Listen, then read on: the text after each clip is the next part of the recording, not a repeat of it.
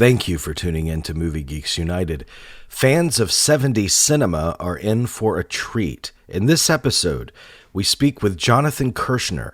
He's the author of Hollywood's Last Golden Age, Politics, Society, and the 70s Film in America. And he's the editor of When Movies Mattered, The New Hollywood Revisited. Both of these volumes are highly recommended. He has tremendous insights into the qualities that made the cinema of this decade so uniquely satisfying.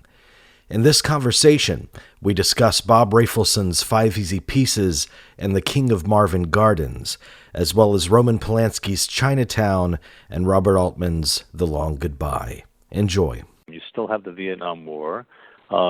You're at the tail end of the most effervescent moments of the civil rights movement. You're in the middle of the women's rights movement. And then you have the kind of Shakespearean saga of the Nixon presidency.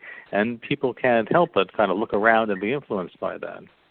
There's also the feeling of an embrace of ambiguity. Was that reflective of our, what's real, what's true, what's at that time? I think ambiguity is a key phrase, and I think that this gets back to the transformation of the American movie censorship system, which was an in-house censorship system. Hollywood censored itself, and the Production Code Authority kind of unravels from 1966 to 1968 for a number of reasons that we don't have to talk about at the moment. But what I want to put my finger on is that when people think about the end of censorship, they often think about sex and violence and drugs and things like that, things that were forbidden from the screen. But the censorship code that Hollywood was under from 1934 to the mid-1960s also forbade moral ambiguity, that movies had to end with a resolution of the moral structure as properly received by society. And so filmmakers working after that period, a lot of them really reveled in pushing back against that notion. The time seemed morally ambiguous, and they wanted to explore that. They didn't want to tell stories with good guys and bad guys, and then the good guys won, and then we leave the theater. They wanted to explore flawed characters wrestling with complex situations that didn't have obvious solutions, and that always didn't or rarely ended happily. Yeah, and out of this came a series of talents that it was just the right moment for them to emerge. People like Robert Altman. They go on and on and on. But I want to talk to you a little bit about BBS, Rafelson and Schneider and Nicholson, those collaborations. Their work was especially spoke to the times in which those films were made, didn't they? Yes, and if I may engage in a shameless self-plug, I have just written this chapter, BBS and the New Hollywood Dream, in this book on the New Hollywood Revisited that I co-edited with John Lewis, and it was a chapter I really wanted to write for reasons that are apparent in the title, The New Hollywood Dream. One of the things the studios were increasingly willing to do was to take a chance on unproven talent, and the basic trade was low budgets in exchange for no studio interference. And so the BBS deal was 6 films, $1 million budget each, and if they came in under budget, the studios had no say whatsoever as to content. That's why, for example, Peter Bogdanovich's BBS film, The Last Picture Show, was shot in black and white. A studio probably would not have greenlit that, but the studio balked at it, but Bogdanovich was backed by the producers, and it was made in black and white. And so as long as they kept within these relatively, by those days standards, means, they could do whatever they want. Similarly, a movie like The King of Marvin Gardens, impossible to imagine that kind of movie being made under the auspices of a major studio today. And so so all of these pictures, and the BBS of the Bert Schneider, Bob Rafelson, and Steve Blauner with a production team. But Jack Nicholson is kind of a jack of all trades, very much involved in that intimate partnership. Oversaw this little this little cottage that made these films. Other studios tried to copy the model, but not with as much success, although there were these other mini units out there that tried to do that as well, and that was the heart of it. And again, they were still they hoped to make money, right? They weren't afraid of dirtying their hands with money, but they wanted to make intensely personal films that they cared about in the way they wanted to make them, and not compromise over content or especially over ending or casting or any of those things in the name of money. They wanted to make their pictures. Ideally, they turn a profit. Why? Well, because it's nice to make money, but also because if your movies make money, they let you make more movies. So it wasn't obscure art films they were making, but rather it was kind of challenging films along the lines that we've discussed, inspired by some of these other European film movements.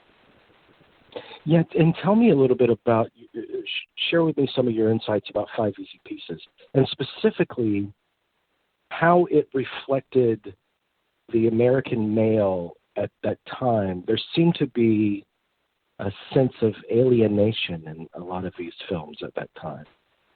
Yes, I think alienation is the exact word to use, because the Nicholson character, Bobby Dupuis, is deeply alienated. But what's really interesting about this is that he's alienated from himself. Right, that's that line from that Jackson Browne song. No matter how far I run, I can never seem to get away from me. I mean, Nicholson's character is constantly in flight, but he's running away from lives that he has created and just finds unacceptable, and he alienates most of the people that he encounters. It's a fascinating story. One critic, I think it was Stephen Farber, said it was an even more mature film than Easy Rider, because Easy Rider is pretty straightforward, right? The problem is the straight America and bad rednecks kill hippies, right? So the problem is external. In Five Easy Pieces, right, the problem is internal. It's Bobby, Jack Nicholson's character, being uncomfortable in his own skin. And I think what also makes it a real New Hollywood film, a real BBS film, is that he's not a nice guy. He treats most of the people he meets, and especially Karen Black's character, terribly. And if it wasn't for Jack Nicholson's just, irresistible charisma, just what an unpleasant fellow Bobby was would be even more apparent. But because he carries the role so well, what we have is this kind of fascinating character study of someone who finds himself unable to fit into so many different versions of American life. And it's someone who undercuts his own potential. Well, I think that's right, though. I think that there's an element of self-destruction there as well. In several scenes, you can see him almost undercutting what would be his best interests. Yeah, and what I also love about films from this period, I think of the great character studies, whether it's Bobby Dupuis in Five Easy Pieces, or even something like much later the Travis Bickle, or Dog Day Afternoon, even though that's based on a real person. You can imagine that they have a life that extends beyond the running time of the movie. It doesn't feel fully packaged, a beginning to end thing. And I'm wondering if you think about it, what do you think became of Bobby Dupuis? Well, that's a great question, because I teach this movie, and I always ask the students about that, and a lot of people think he's going to die. He's getting on that truck. He's shed his skin once again. We've seen this 2 or 3 times in the movie, and this time it's his jacket, it's his wallet, it's the look in the mirror. It's very ritualistic, and then he says, we're going to Alaska where it's colder than hell, and it feels as if he's run out of lives. Now, maybe he does, and maybe he doesn't. The glorious thing about a movie like Five Easy Pieces is it has this astonishing open ending. In Roger Ebert's review at the time, he saw it at the New York Film Festival, he talks about the stunned silence at the end of the movie as the audience is kind of processing how it's ended, right? But ended with this unexpected separation and failed resolution of any kind of normal movie talk. But the hint of death, Alaska has been invoked earlier in the movie, but if we want to cheat a little, and my own view is that this is cheating because you're only allowed what's on the screen. But we do know in earlier screenplays, Carol Eastman wrote this under the pseudonym Adrian Joyce in collaboration with the director Rafelson. And in earlier screenplays, Eastman had Bobby die in a car crash. They leave the house the way they do in the movie, and they're driving along the road the way they do in the movie, and then they crash. It goes like into a ravine or something, and Karen Black's character, Rayette, gets out and starts screaming at Bobby for a while until she realizes that he's died in the car crash. So we do know at least that some of the makers of the film wanted it to end in his death, but we also know they rejected that as too melodramatic, too contrived, so they didn't want us to know he died. But there is certainly that element that he's running out of time in some way, running out of skins to shed, I would put it. Do you feel at all that he reaches a point in the movie where he begins to assert himself in what he might ultimately want for himself? Well, it's tricky. I mean, he storms out of two rooms, right? He storms out of the room or out of the confrontation with his friend Elton, calling him a dumb cracker asshole or something like that. But then he storms out of the room in the island in the Northwest, where he screams at that intellectual he calls her a dumb celibate or something like that, and that he's totally alienated from both of these settings. He was raised to be a concert pianist, and either he wasn't good enough, as he suggests to his father in his final monologue, or he didn't want to do it, which is another possibility.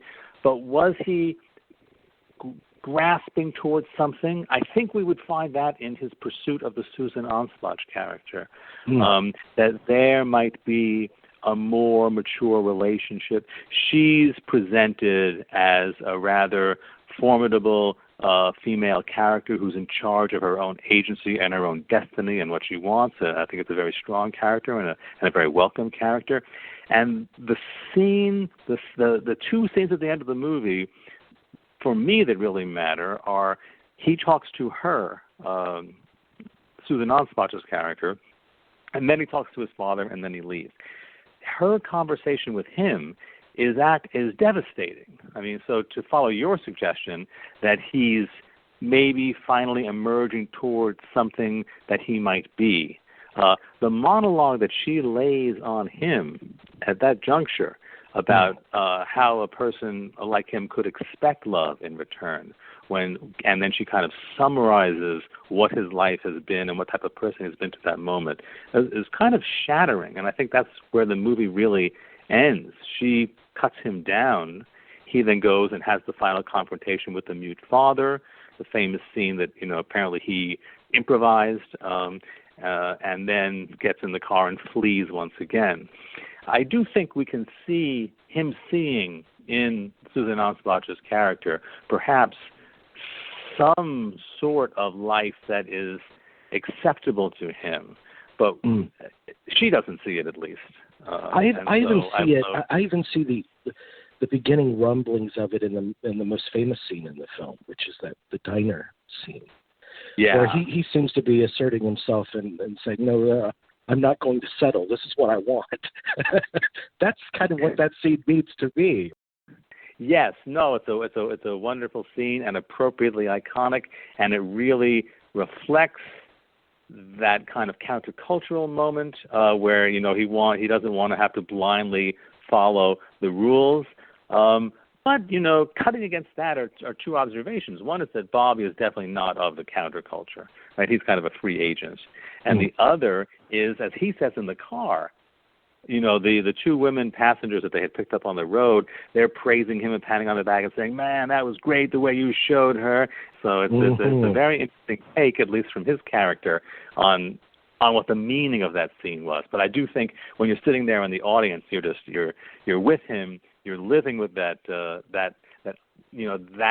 basic protestation. Let's not just follow the rules blindly. Let's just try and be creative and do the right thing.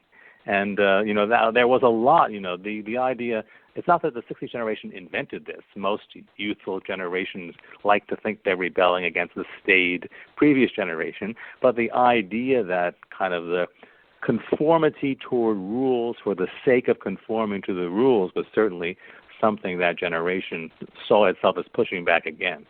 Yeah. Gosh, what a beautiful movie that is. Yeah. The King of Marvin Gardens. Give a shout out to Laszlo Kovacs, the cinematographer, while we're Oh yes. I mean, he was so essential in a lot. But I find that even a much lesser movie. There's a movie that came out that year called Adam at 6 a.m. It was one of Michael Douglas's first features, and obviously it's not of the caliber of Five Easy Pieces, but it's really dealing with a lot of the same character issues, the kind of the listless, what's expected of me, what do I want to do with my life, I don't know, what's my place in this world. So it's what's in the air. There's some periods of film where there's something in the air, and a lot of filmmakers catch on to that. Definitely. And I also want to add another thing. What else was in the air was an audience. I mean, it was not just the films, it was a film culture. So that there was what the film critic Stanley Kaufman, in a piece on the film generation, called an avidity for a film. And it was people, probably educated type, urban types in their 20s and 30s, college age and beyond, who saw themselves as part of this kind of cinephilic culture. They would go to the movies, then they would fight about the movies, and they would talk about them, and that's what they did. And I'm not of that generation, but I'm old enough that that's what we did in college too. We still went to the college movie house, and then we left the theater arguing about the movie later, kind of on into the night. I think that's a little less common nowadays. I don't think college campuses are as centered on movie culture as they used to be.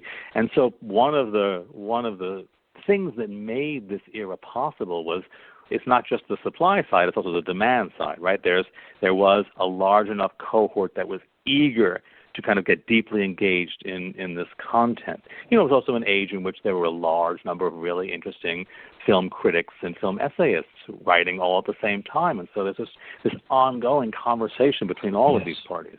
Outside of the BBS, I want to talk to you a little bit about something I mentioned earlier, which was the kind of playing around with established tropes. And I find that that's especially relevant in the detective noir genre, as it was explored in Chinatown and The Long Goodbye, and the notion of what is masculinity in those arenas. I'm wondering, because Chinatown, your book, The Last Golden Age, Chinatown is the cover, and it's definitely an important film of that period. Tell me your insights into that film and how that plays with established genre. Sure. Let me preface that by saying that I think it's a detective film and film noir, but also the revisionist Western. And I think that our filmmakers grew up on these films as moviegoers. And so the Western and the detective film were, in fact, ripe for revisitation, ripe for revisionism, because they were both inescapably full of questions of masculinity, of questions of honor, of questions of Americana, especially, and I'm going to get to the detective film, but the Western film is kind of wrapped up in America's notions of itself. And so a more skeptical revisionist genre, and, Sam Peckinpah would be the master of the revisionist Western, is kind of reimagining some of those Western tropes, both about masculinity but also about America, in a number of films that really are able to kind of turn these conventions on their head and re-examine them. But that's certainly there in the private detective film as well, and it's just a perfect genre for a revisionist. And you mentioned Altman earlier, and he is certainly the ultimate revisionist. And for me, the Mount Rushmore here is The Long Goodbye and Chinatown, which you both mentioned, but also Arthur Penn's Night Moves. Yes. Yeah. And all three of these are really challenging many of the conventions of film noir and of the detective film, because the conceit of film noir, which was pretty tough, it was pretty daring for the classical studio period, is that maybe the world is a dark and dangerous place, and maybe good guys don't always win, and maybe power is there and it's corrupting, but you can have these kind of white knights, who are tough on the outside but really care about things on the inside, who can make the world a little bit better for the few people who cross their paths. And the revisionist film noir says, No, they can't. Even, and that's one of the key messages of Chinatown, is that the very act of the investigation actually makes things worse. It's a very nihilist movie. I mean, it's a brilliant movie. I mean, I have dubbed it the Citizen Kane of the 70s film, because I think it is just so precisely brilliant, and all of the participants, director, writer, Robert Towne, obviously, Roman Polanski directed, but even the set design, the editors, the performers, the cinematographer, this is a profoundly, brilliantly crafted film, but the lesson is that the investigation itself cannot help. And in fact, is this, Faye Dunaway's character dies, spoiler alert, at the end of this movie, solely because of Nicholson's interventions. If he had not gotten involved, she probably would have escaped to Mexico. But at every turn, his mistakes, his well-intentioned mistakes, make things worse. He's constantly not 2 steps ahead of the game, the way, say, Sam Spade would be. But he's not grasping the big picture until it's too late. And there are little hints about this throughout the film. In the very beginning, when the fake Mrs. Mulwray comes to hire him, he kind of tries to talk her out of even investigating the case, saying, you're better off not knowing, let sleeping dogs lie. And if he had only applied those principles to his own behavior, everybody would have been better off. And this is, I think, one of the most brilliant things about Chinatown, is that Jake thinks he's Sam Spade, but he's not. And there's a scene at the end of The Maltese Falcon in which Humphrey Bogart more or less slaps the truth out of Mary Astor, and yes, she was the femme fatale, and yes, she's guilty. And there's a similar scene at the very end of Chinatown where Jake more or less slaps the truth out of Faye Dunaway, and it turns out, wow, he's got it all wrong, and he's put this innocent person in tremendous danger. And I think that parallel is what the movie, in its revisionism, is toying with. That it's denying the very possibility that these kind of white knights could come in and save the day. But it was very mid-70s out there. It was more of a pessimistic time. Yeah, but how realistic was it? Because when I think of these themes that these films explore, I think about what these films came out in the aftermath of multiple political assassinations, revelations that were being lied to, that something with the war and all the chaos all over, what's going on, we don't recognize this anymore. Are we powerless to stop it? And then I think today, a lot of apathy has set in to those, and acceptance. Well, that's just the way things are. So when you think about those themes of Chinatown, is it essentially saying it's better to turn a blind eye and not get involved? Well, Chinatown's a pretty darn nihilist movie. So I think your general sense is right about the difference between then and now, because, the so-called political science literature can tell us that because of the Vietnam War and because of the experiences of Watergate, there was a sea change in the public perception of trust of government and large institutions more generally. And so that was a traumatic experience for Americans in the late 60s into the early 70s. Now we're past that. Young people today can't imagine a time in which you would kind of have basic faith in, say, government officials or in large institutions. There is a much more dyed-in-the-wool cynicism and expectation of the worst. But I do think that this transformational moment brought with it its own trauma. I think one of my favorite little anecdotes from Watergate is how people were shocked when they heard the Nixon tapes. John Wayne's reaction to the Nixon tapes was, damn, he lied to me. And he was upset about that. And, today, people just assume that they're being lied to all the time, and so to have those lies revealed is a little less shocking to them. But I do think that it was a rather despairing time. I mean, there's a lot going on. You also have the economy kind of in its – you had this wonderful post-war boom from, say, 47 to 1970, and the economy starts to slow down in the early 70s. As I mentioned, you have the trauma of the Vietnam War.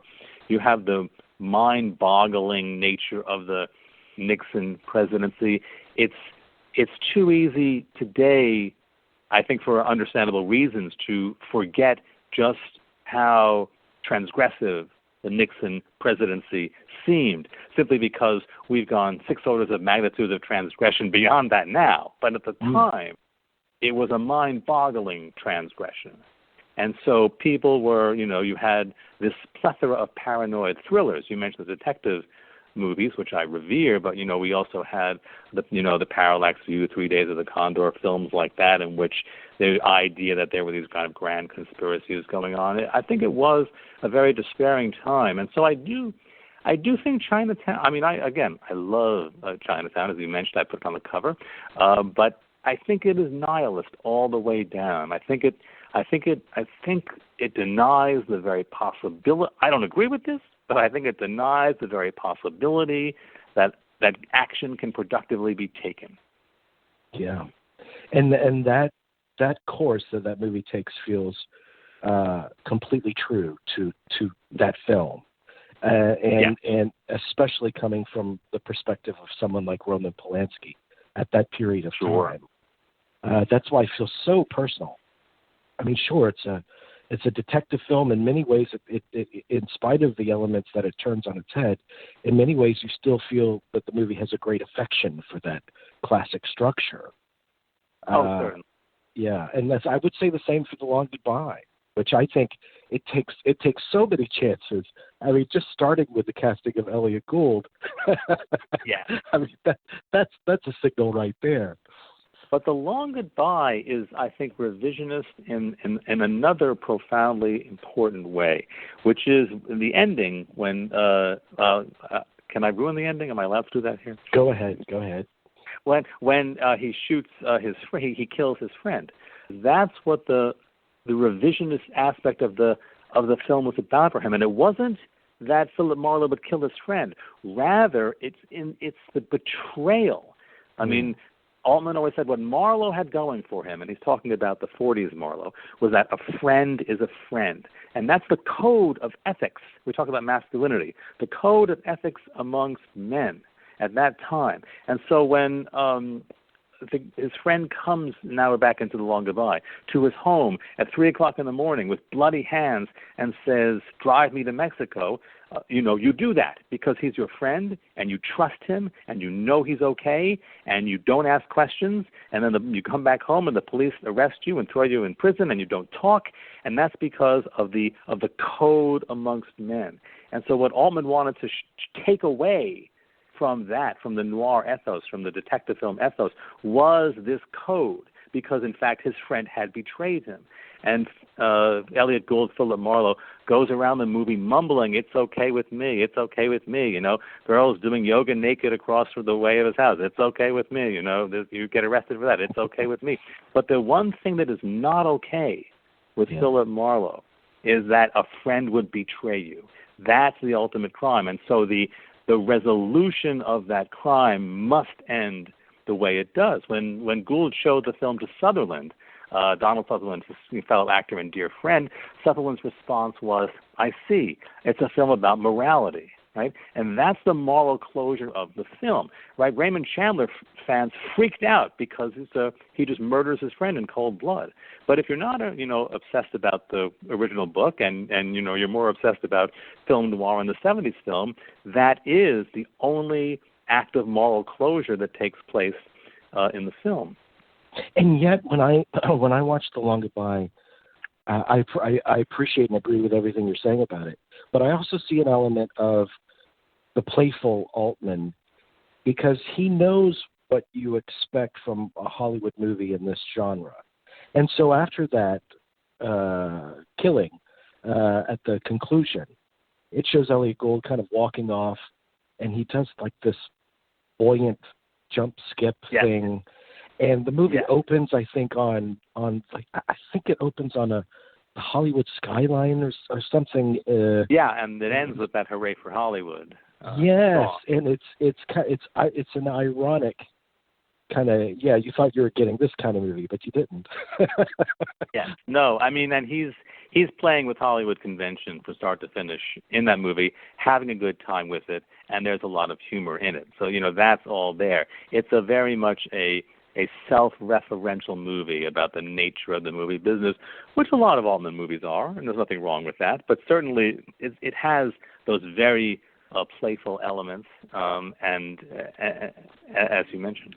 Is there a film from this period of time that you think is unfairly under the radar that you like to champion? Oh, wow. So there's like 100 of them. But I do think that that BBS film I mentioned earlier, The King of Marvin Gardens, is one of the towering achievements of the new Hollywood. And it's the follow-up that Rafelson and Nicholson did to Five Easy Pieces, and it involves two brothers. Nicholson plays one brother, and Bruce Dern plays the other brother. Ellen Burstyn has another role in that film, and she is absolutely outstanding in it. And Rafelson got it in his head that he hadn't really explored the relationship between the brothers in Five Easy Pieces, and they're very different characters, but he wanted to do a film that focused upon the relationship between brothers. And it is, I think, a less obviously entertaining film than Five Easy Pieces. But I think it is a much more kind of profound and rewarding, especially over time. This is a movie that has a lot to say. It's beautifully done, also shot by Laszlo Kovacs. Its structure is extraordinary. The performances are fantastic, and the conceit of the film is that Nicholson chose to play the kind of introverted character, and Dern played the extroverted character, which is sort of against the way they would usually play roles. They did a lot of collaborations together. And so one of the many, many pleasures of this film is to see how extraordinarily good they can be playing against type like that. And it's probably Nicholson's most subtle performance in a career in which he's often accused of chewing the scenery, but it's also a brilliant performance, and Dern is also marvelous, and as I mentioned, Ellen Burstyn, just extraordinary. There's a small but important role by Scatman Crothers. It's also an allegory for this period in American history. I think Rafelson said, when I wrote that, I was thinking about the fact that everybody that I revered was getting shot. So it has that same sort of mournful element to it, and it's I cannot recommend it highly enough, both as a great film, but also as an exemplar of the type of movie the new Hollywood hoped to be making.